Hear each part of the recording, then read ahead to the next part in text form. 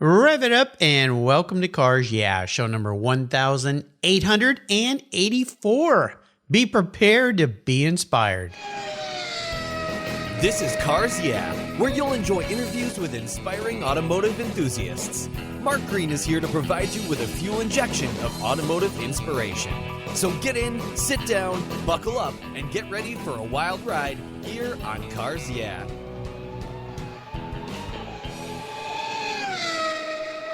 Hello, inspiring automotive enthusiasts, and welcome to Cars Yeah. Today I'm in Clonclooney, and I'm not saying that right, but my guest will in West Wales, a very special guest by the name of Glen Smale. Glen, welcome to Cars Yeah. Do you have it in gear, and are you ready to release the clutch?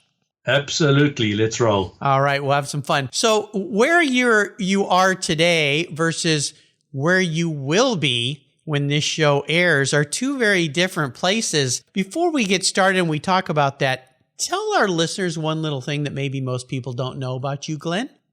I had to give this a bit of thought, but back when I was a teenager, there was the possibility that I could turn professional as a golfer.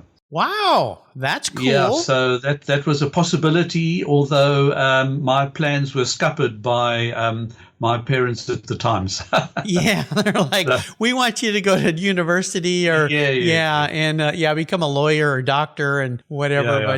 But that's pretty cool. You know, people ask this question about if you could be any professional sports athlete in the world and successful, what would you be? And my immediate answer, although I've never played golf, is a golfer, because you can play to a very old age. It typically doesn't beat up your body too badly, and you're in some of the most beautiful places on the planet. Agreed. Yeah. Yeah. And you get paid a lot if you're a star. If you're good enough, you do. Yeah. For sure. I think that sounds good. Now, typically I record my shows in advance. If we were sitting on the actual day this show airs, which is August 20th, where would you be sitting today, Glen? I would be at that time in the press box at Le Mans at the 24-hour race. I have my accreditation. This will be my 14th visit to the race. Yeah, the Friday before, that's the 20th, the Friday before the race itself is typically a day of no track action. It's a day where the teams go over the cars, they do last-minute preparations, they can do, talks with the spectators. It's an open pit lane the whole day, so there's no threat or danger to the public because they just walk by and they look into all the pit garages. But it's a day where the journalists and the photographers can get some last-minute pictures for the photographers, and the journalists can catch up with interviews. They do their writing ahead of the main race, whatever they can. And it's a busy day for journalists, even though there's nothing really happening. Yeah, well, it sounds exciting now, given the pandemic and the disaster that this COVID has reached. There's a slight chance right now that you might not be able to go, right? They may be shutting things all down again. Well, I've just received notification that the authorities, this is not the racing body, not the ACO who run Le Mans, but this is the actual governmental authorities who may or may not allow you into the country. Now, I've been double vaccinated, so that side of it is done and dusted. But the authorities might take a look at you and say, I don't like you, and therefore you're not coming in. So there's no guarantee, but I've done what I can. Right. That's all we can do right now. Holy cow. Well, let's get on with the exciting part of your career and this new book that you've written, which is absolutely fantastic. Allow me to give you a proper introduction. South African-born Glen Smale started his professional motor journalism and photography career back in 1994. But if truth be told, Glen has had a driving passion for all things motoring since a very tender age. He started automotive research and archive of motoring and motorsports information. He's authored 15 books covering sports cars and motor racing and founded the photo agency Virtual Motorpix, specializing in sports cars and motorsports racing. I see a trend in his career path here. His newest book is titled Porsche At Le Mans. Thus, we're at Le Mans today, 70 years, packed with photography, narrative, and race results. Porsche At Le Mans is the definitive illustrated history of Porsche's 70 years of competition in the world's greatest motor race. Glen has been a member of the Guild of Motoring Riders since 1994. We'll be back in just a minute, but first a word from our valued sponsors. So keep your seatbelts on. We're at Le Mans having some fun. We'll be right back. Are you ready to get out and hit the road? Boy, I sure am. This country has so much to offer, and what better way than to get out and drive? Covercraft protects the things that move you. From protective covers for the outside of your vehicles to the inside with dash covers, seat covers, and sunscreens, all creatively designed to keep your vehicle cool for those roadside stops for a meal or to take in the view. Covercraft custom tailors their designs for your special vehicles and manufactures with the quality and attention to detail that's been their standard since 1965. Road trips can be hard on your vehicle's surfaces, so protect them. And when you get home, cleanup is fast and easy. And you want to get a deal? Well, I've got one just for you. Use the code YEAH21 at covercraft.com and you'll get 10% off your Covercraft order. That's right, 10% off compliments of Cars Yeah. Simply use the code YEAH21, YEAH21 at checkout. I've been protecting my vehicles with Covercraft covers since 1975. Covercraft, protecting the things that move you. Go to covercraft.com today. When it was time to renew my collector car policy, my carrier raised my rates by a lot. But why? My usage was the same, my car's value was the same, and I had never made a claim. I didn't even have a ticket. The only change was their rate, and they had no reason why. What's with that? I researched my options, I spoke to others, and with American Collectors Insurance is where I now have my policy. What a difference. A live person actually answers the phone. She spent time learning about me and my Porsche Turbo, the one I call my Orange Crush, and provided a reasonable quote. American Collectors Insurance now protects my special ride. I'm saving hundreds of dollars and I can sleep at night knowing my baby is properly insured. Why wait until your next premium is due? Give them a call today for your personal agreed value quote. Call 866-AC1-YEAH. That's 866-224-9324. Tell them you're a friend of mine, Mark Green at Cars Yeah. American Collectors Insurance, classic car insurance designed by collectors for collectors, automotive enthusiasts just like you and me. That's American Collectors Insurance. All right, Glen, so let's dive a little deeper in the corner as they do after they come off the Mulsanne straight there. Heavy on the brakes. I think it's a right-hander right there. I'd love for you to talk a bit about your career, and then we're going to dive into this new book because I'm a huge Porsche fanatic. My listeners know that. Le Mans, probably the greatest race of all time. So, Glen, take the wheel. Okay. Well, yeah, as you said in your intro, motoring enthusiast from a very tender age. I didn't have to be pushed or prompted into liking motor cars. It was just something that I did. It was automatic to me. My father used to take me to the races in the city where I grew up in South Africa called East London. That's not the UK, that's South Africa. East London on the east coast of the country. And not many people know that East London was in actual fact one of the main motorsports centers in South Africa well before Kyalami ever reached notoriety as the main circuit. They used to have the auto unions racing at East London. These are the big old Type C auto unions in the mid-30s, 1936. They were racing there. So it's a good center for motorsport.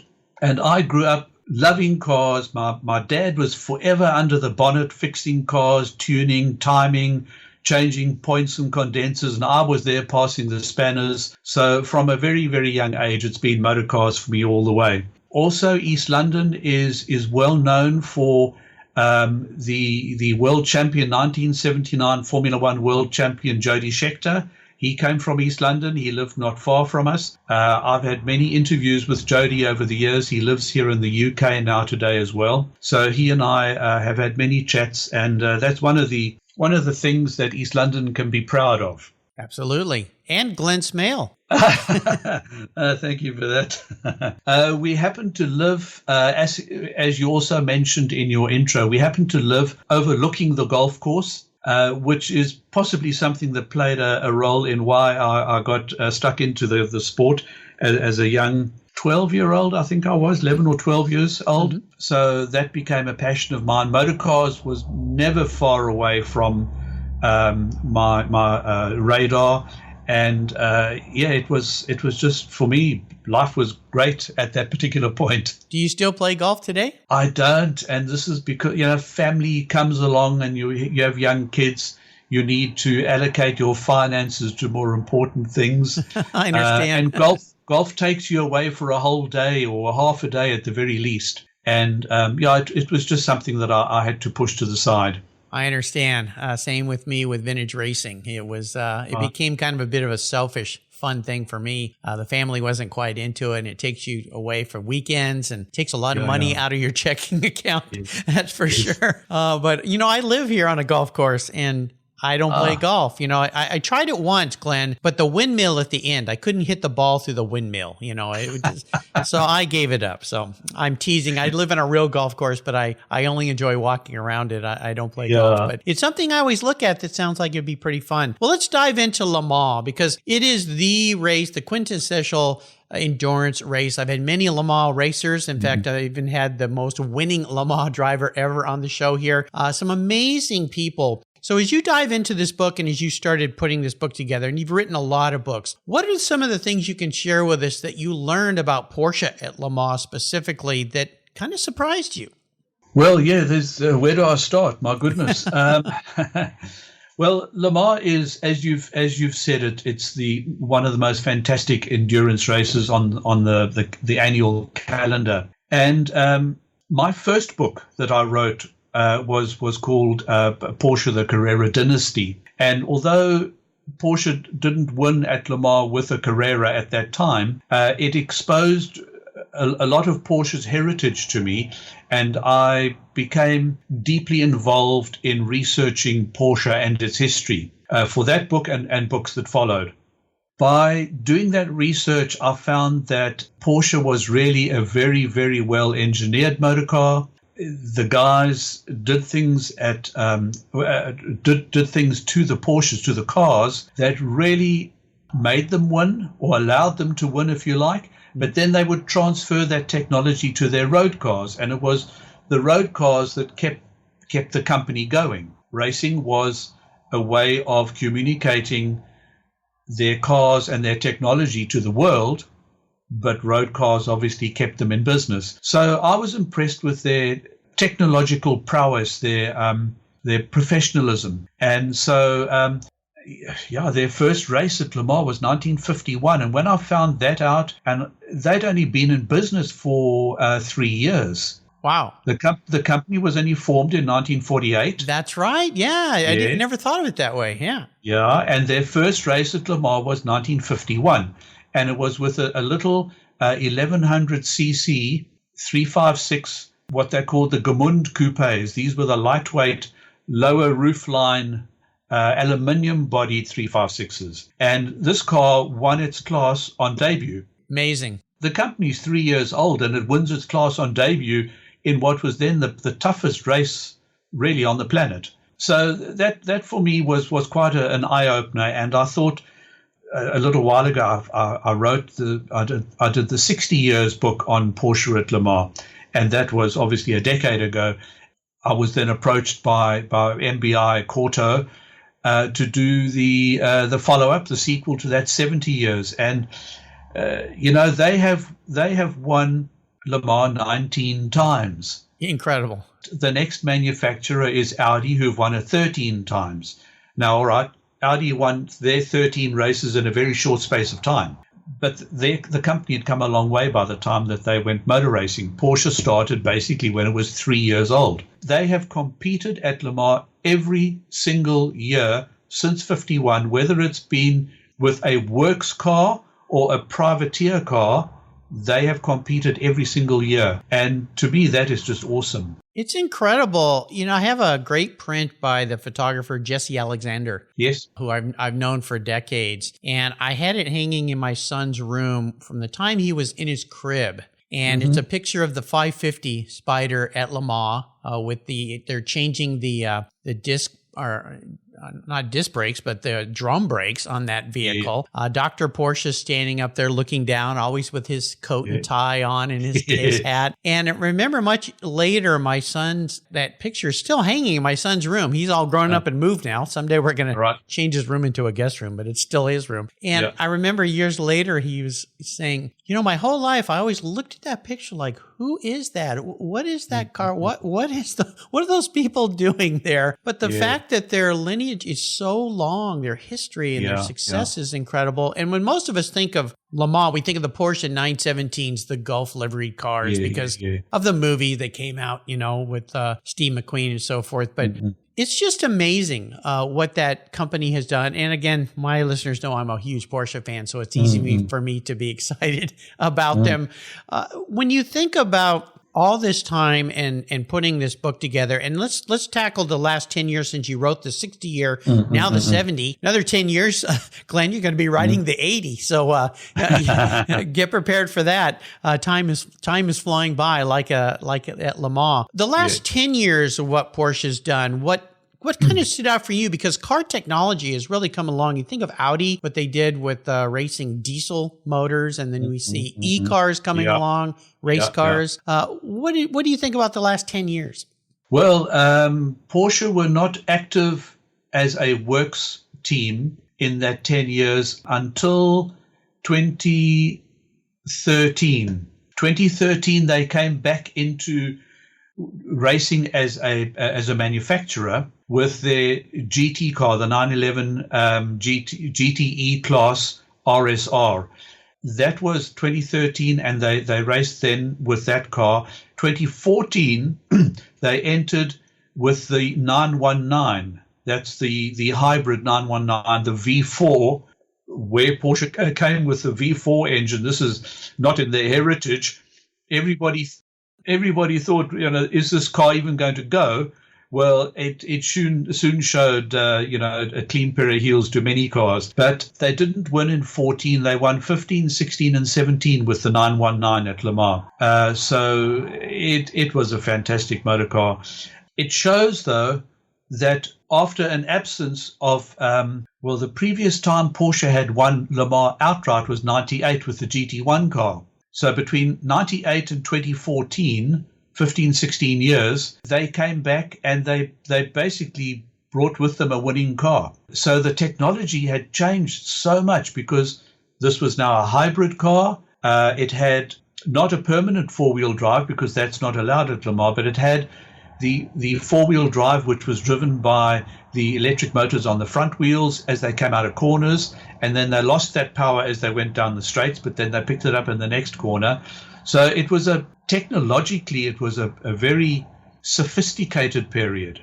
It is incredible. And as you said, Porsche, like many manufacturers, take their track experience and put them into road cars. And Porsche, specifically, you think of the great 959 racing Paris-Dakar, and later on ending up with, I had a C4S, Porsche 911, all-wheel drive cars. So there you go. I mean, they're learning all the time. Yeah. Let's take a fun little trip 10 years ahead of ourselves here, Glenn.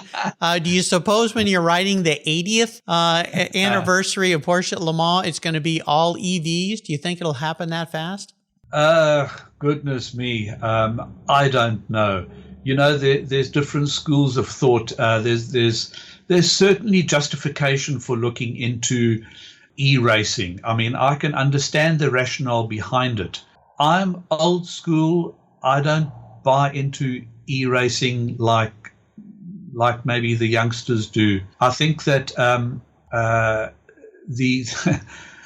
you've got to have some kind of internal combustion engine which is going to make a noise and sound, like it's going somewhere. I think to excite the spectators in the stands, I don't know where e-racing is going to go and if it will catch on to the same extent. We're going to have to see.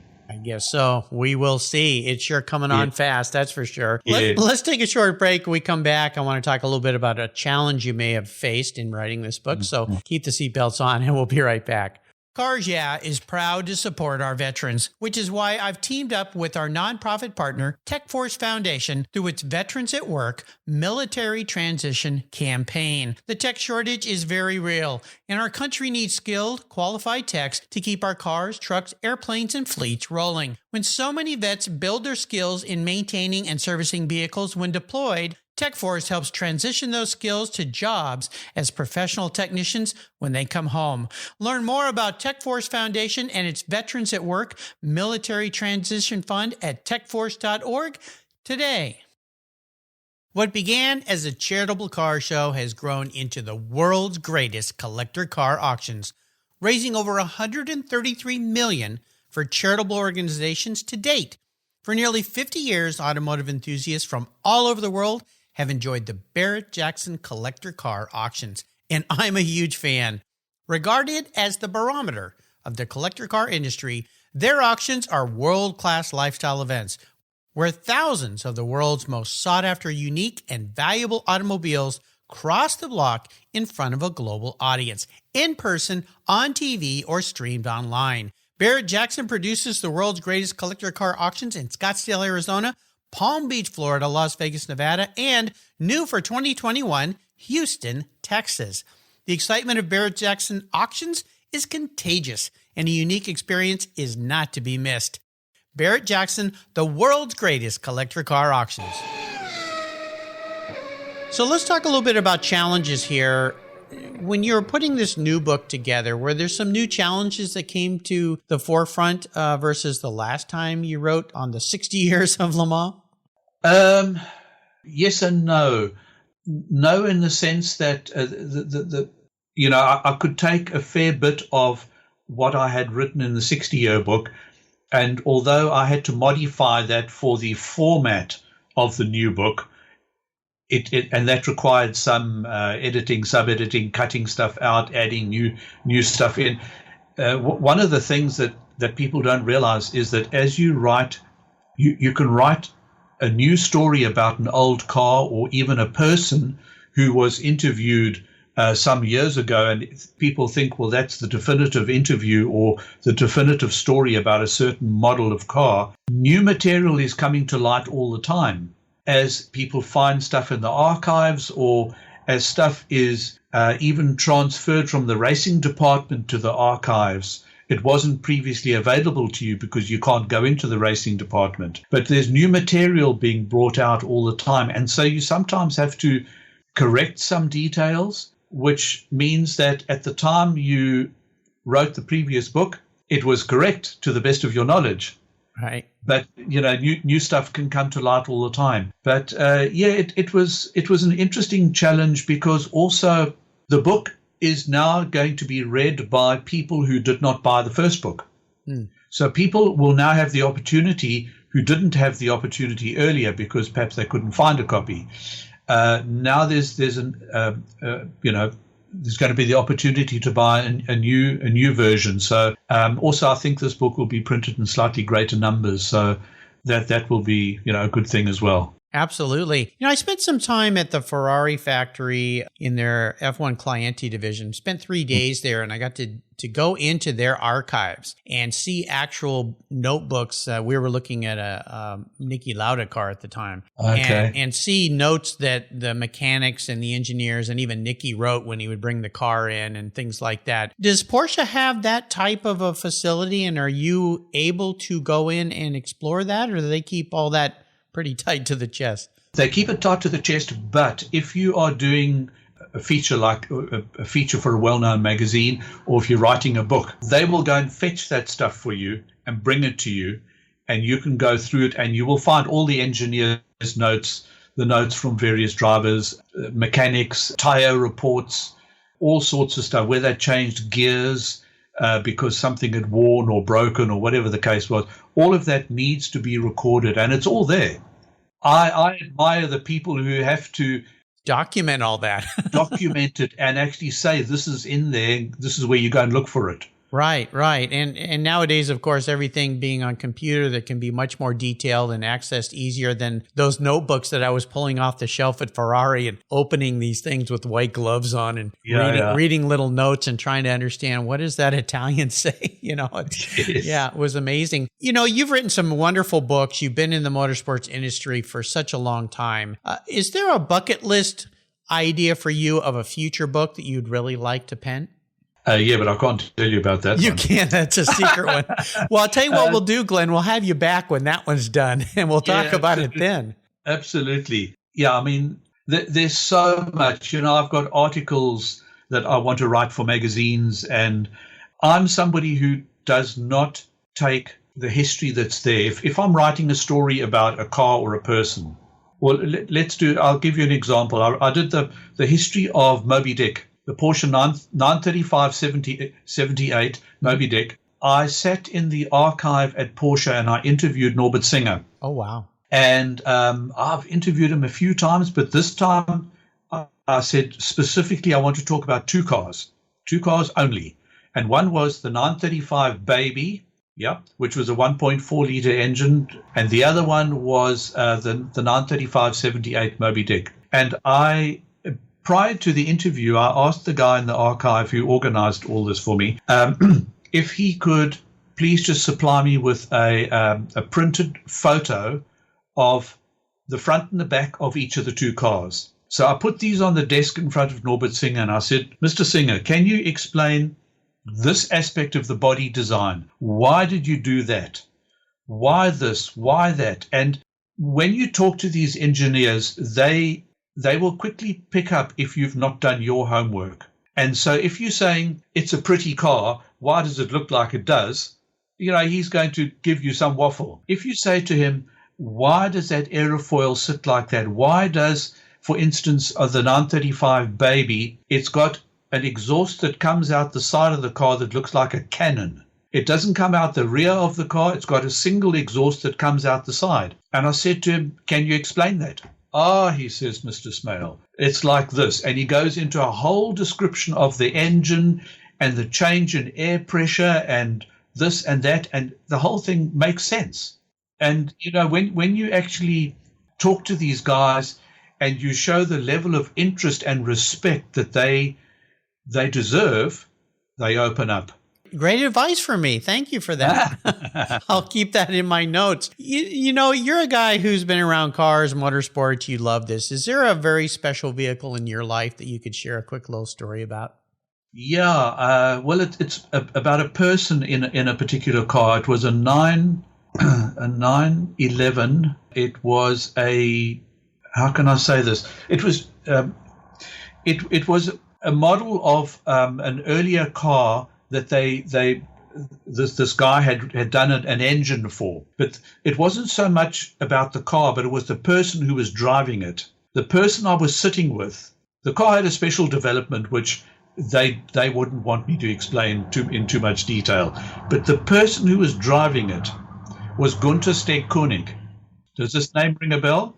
Why does it ring a bell? Well, Gunther Steg-Koenig was one of these guys who drove in 1968, 69, 70. He drove in the Marathon de la Route, which was the 84-hour race, not 24-hour, 84-hour race at the Nürburgring. 84 hours? 84 hours. Guys had accidents. They went off into the bushes, tumbling over head over heels because they'd fallen asleep. Oh, my gosh. It was a race of absolute attrition. He said to me he loved it. Wow. Because he could settle down and he could create his driving theme. He could create the way he was going to race and attack every corner, and he could improve lap after lap after lap. And so he came third in 1970 in one of the Porsche 914s. There were three orange cars in 1970. They came first, second, and third. And he came third. But what was so special about this drive with him that I had just a couple of years ago, we went up this hill in Germany, and I was obviously sitting in the passenger seat, and I was looking across at him. His focus was like a lion or a cheetah having his eyes fixed on prey. Its prey is there 100 yards ahead or 50 yards ahead, and his eyes do not leave the prey. He moves, but his eyes stay fixed. So I'm looking at this guy, and his eyes are looking ahead on the road. Now, we went through a couple of S-bends, and like a true racing driver, he takes them all absolutely straight, cutting the corner in each one. But a car appears around the corner of the last one, and he moves over, lets it go past, and he's out again. And his vision, now this is a guy of, I hope he's not listening, but maybe he's 80 odd. I mean, if he was driving in 1970, he's got to be 80 plus. He crunched the gears once in changing up. He leant forward and he tapped on the top of the dashboard. He said, "Sorry, my old girl." He said, "I didn't mean that." And he was genuine. He was he was so focused. Wow. This is what impressed me so much with this guy. That is impressive. And yeah, he didn't make a mistake again, but I just watched him the whole way. I was hardly watching the road. Wow. I've tapped my dash a couple of times saying sorry to my car. I did something silly. It's like, "I'm really sorry. Please don't break." Oh my gosh. Well, that's a wonderful story. Thank you for sharing that. What a privilege to be with somebody like that. Can't even imagine. Endurance racing is so wonderful to me, and I can't imagine though 84 hours. Holy cow. That takes a whole nother level of concentration. I'm going to crawl into your head a little bit here, Glen. If you were a vehicle, what would you be and why? I had to give this one a little bit of thought, and I would have to say that I would be a 1973 911 Carrera RS. Reason? Well, the 73 Carrera RS was it was the beginning of Porsche moving into the big league, and the car looked like this was the first car to have the ducktail on the engine cover at the back, and that ducktail is the only clue that gave it away, really. If you looked at it quickly and looked away again, it was understated. It didn't shout at you. Okay, some people might say the colors shouted a bit at you, but this is the 70s, and all colors shouted at you in the 70s. Sure. It was a car that had incredible performance. And the reason I kind of honed in on that one was because when I used to play golf, I didn't used to like to lead any tournament or be up in the highlights at the front. I'd rather be hovering a shot or two back and then, and then pounce. Pounce at the end. Yeah. And in many ways, I think this car epitomizes that sort of attitude. It did its talking through what it was capable of. Very nice. And that might sound a bit grand for me in my golf, but you can always dream. Yes, you can. Well, that's the holy grail for a lot of early 911 owners, is to have that 73 Carrera RS. I mean, that's the car to have. And I've got a good friend here, lives near me, who had one for quite a while. That was wonderful. In fact, he got to take it on the lawn and won a trophy at the Pebble Beach Concours with it. So yeah, beautiful, beautiful car. If only we'd all bought one back when they were affordable. Yeah. Not anymore, much less if you get into the RSRs or the IROC cars. Yeah. That would be pretty cool too. I'm going to take you on the ultimate drive here before I let you go, Glen. I'm going to allow you to pick any vehicle in the world that you can be in. You can be with any person. They can be driving or you can be driving, and this person could be somebody living or someone who's passed. So what does the ultimate drive look like for Glen Smale?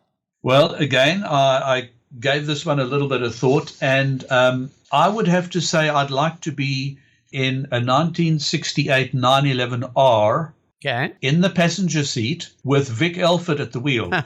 Yeah, Quick Vic. Quick Vic. Yeah. I've interviewed Vic many times, and he's a really great guy, and he strikes me as a guy who in the middle 60s, 66, 67, when he really began to make his name, was when he jumped into a Porsche and he went rallying, and Porsche said, "We don't have a budget for you. You're going to have to do this on your own." And I think they loaned him a mechanic or so, but they gave him a car which he had to return to them. Yep. And he basically learned how to drive the 911. Everybody laughed at him and said, "You'll never drive that thing properly because it's tail happy." Mm-hmm. He says, only if you don't know how to drive it. Yeah. And he was a guy who took the 911 and in many ways made it what it is today. And the 911R was the beginning of, it was the forerunner of the Carrera RS, the 2.7. Mm-hmm. It had a similar output in terms of engine power, but he was the guy who basically said, this car can do this, and then went out and showed everyone. He did, didn't he? He's been a guest here on Cars, yeah, and I'll tell you a quick story, Glenn. Way back in the 80s, Porsche was doing the Porsche driving experience. These big black trailers, they drive around cities. And I got invited to spend a day at what was back then, I believe, Jack Murphy Stadium in San Diego, where I was living. Okay. And so I got there. I was very excited to drive all the new Porsche models. They had them all there, including the new 928. Okay. that car. And they would assign one of their driving instructors to you for the day. I kid you not, I was assigned Vic Elford. Oh my goodness! I couldn't believe it. I didn't. The drivers were all there for Porsche. He was not there when I first walked up. I would have recognized him. Okay. And he walked out of the trailer and said, "Mark Green, you've got Vic Elford." And I'm like, the Vic Elford. I was so excited. I think I went home not even remembering what I'd driven because to sit next to him, he was such a nice guy. And I'll tell you something funny. The 928 had come out and I did not like that car. Of course, it didn't have a rear engine. It was water cooled. It was just a weird car, for Porsche guys. And Vic looked at me and he said, what do you think of the new 928? I was honest with him and he said, Mark, at the end of the day, you're going to love this car. Yeah. And he was right. Yeah. The great Vic Elford. Well, we all wish him very well these days. Indeed. Yeah, sure. Indeed. He's living here in the States, in Florida, but he's had a difficult time. So, our thoughts are with you, Vic, the great, quick Vic Elford. Before I let you go today, Glenn, is there maybe a parting piece of wisdom, some words of guidance you might offer us? Yeah, I can, because I've been through some difficult times also in my working career before I became a full-time journalist. But I would say that in my journalism career, if you have an idea for an article, for a book, for something that you want to do, that idea was born in your mind. If you go and tell somebody else about it, they didn't come up with that idea. They might shoot you down. They might say, why do you want to do that? Just as an example, when I did my third book, it was on the Porsche 917, and this was back in about 2009, 2010. It came out. It was a 500-page book that had 900 images in it. Wow. And when I was researching the book, I got hold of one of the owners of a 917, and I said, I'd like to speak to you about your car that you've got. And he said, well, why? And I told him I'm doing the book on the 917. He said, does the world really need another book on the 917? So I said, the publisher thinks so. And I went ahead and I did the book. And when it came out, it was Book of the Month by the most celebrated motoring magazine in the UK at the time, Top Gear. One of the most celebrated was Book of the Month. Within 12 months, the publisher had reprinted the book. Wow. Because they'd run out. And it gave the publisher their highest foreign rights deal in the history of the company. There you go. So if you have an idea, my parting word would be that if you've got an idea and you are convinced about it, you're convicted about it, you're motivated, go for it. It's great advice. Yeah, there's a lot of naysayers out there. Yeah. Just go for it. Do your dream, as we say. Well, this wonderful book by Glen Smale, who we've had a delight talking with today, is Porsche At Le Mans, 70 Years. Of course, it's by our friends at Quarto Group. I want to thank my friend Steve Roth at Quarto Group for introducing me to Glenn. He's brought so many great guests here to the show. It's a spectacular book. I'll make sure I put links to where you can get your hands on a copy. You'll want to put this on your shelf for sure. Are there other ways that people can keep up with you? Are you active out there in social media and so forth? Absolutely. We have a website, Porsche Road and Race. On the Porsche Road and Race website at the top, there's also a link to this book that you've been talking about. At the bottom of our homepage is all the social media, Facebook, Twitter, Instagram, it's all down there. www.PorscheRoadAndRace.com. Absolutely. All words, all one word, and go there and have a look. Absolutely. And I'll put a link to that on Glen's show notes page on the Cars Yeah website. So if you're out cycling or driving or whatever, listening to this podcast, you can go to the website and find it. Glen Smale, Smale is the spelling of his last name. I encourage you, if you love cars and Porsche and Le Mans, this is a book to put on your shelf. It sits on mine for sure. Glen, thank you for spending some time with me today. This was quite a delight. Until you and I talk again, I'll see you at Le Mans. Absolutely. Thanks, Mark. You're welcome. I've discovered Linkage. It's a new quarterly publication and website that covers the automotive market, driving, restoring, collecting, and discovering your passion for motor vehicles. Linkage is about experiences, opinions, and values.